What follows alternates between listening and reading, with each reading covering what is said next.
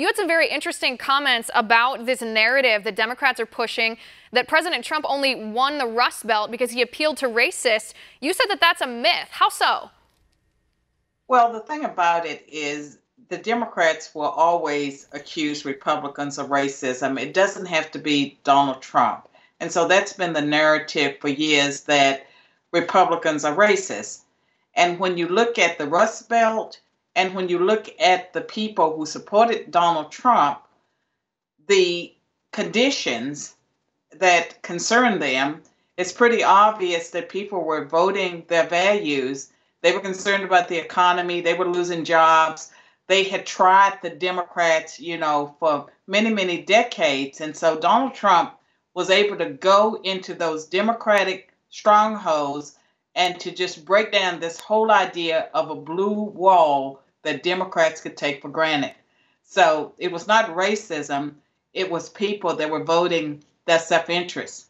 Right. I just find it patently absurd to accuse 62 million Americans of racism. I mean, 62 million Americans don't really agree on anything. It's an awfully broad generalization to assume that all of them, because they happen to vote for Donald Trump, that must make them all racist. Dr. Swain, you say that this is the same argument that Democrats have invoked in the past. Even more specifically, you say this is the same strategy that they used when they tried to accuse people that live in deep South southern states of voting for GOP. You say that this is just recycled. Tell me about that. Well, it's always the same narrative that the Democrats use, except, this Russian collusion, that's a new twist on it. But racism has always been an allegation that the Democrats have hurled against Republicans. And I find it very interesting that they have convinced so many people that the Republicans actually have their own history. And if you look at what Democrats actually do, they constantly play the race card. They keep everything stirred up, but a lot of their behavior is certainly, it fits my definition of racism. And it's all about pitting Americans against one another to get a political advantage. And so they have no qualms about using the violence in the inner city or anything that comes up that involves people of different races, ethnicities. They always get in there with that twist. And if they can find a way to lay racism at the doorsteps of Republicans, they always do. But they never own their own racism.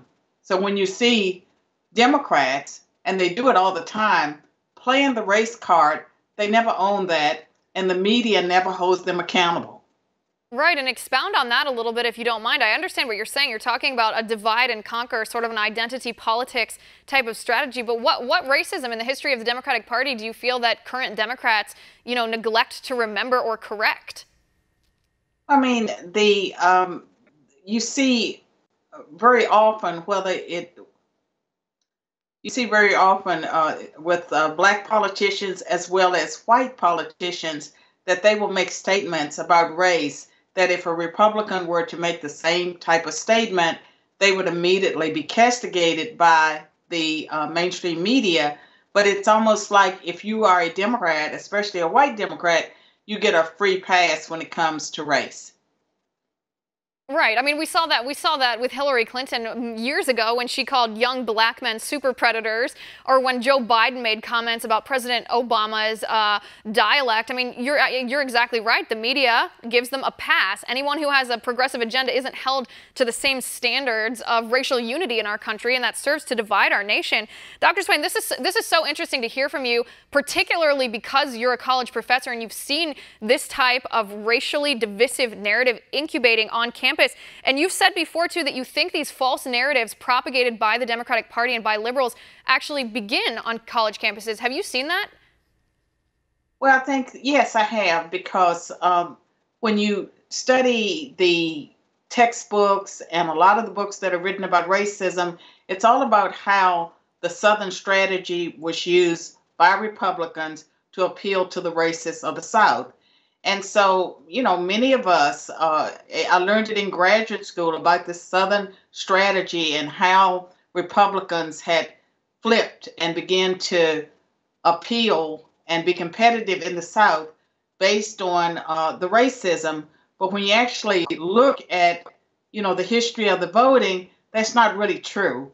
Republicans had been competitive in the South before that, and the Democrats, in 1976 with Jimmy Carter, and then later in 1992 with Bill Clinton, the South voted for the Democratic Party. And so the South had had a history of sort of going back and forth.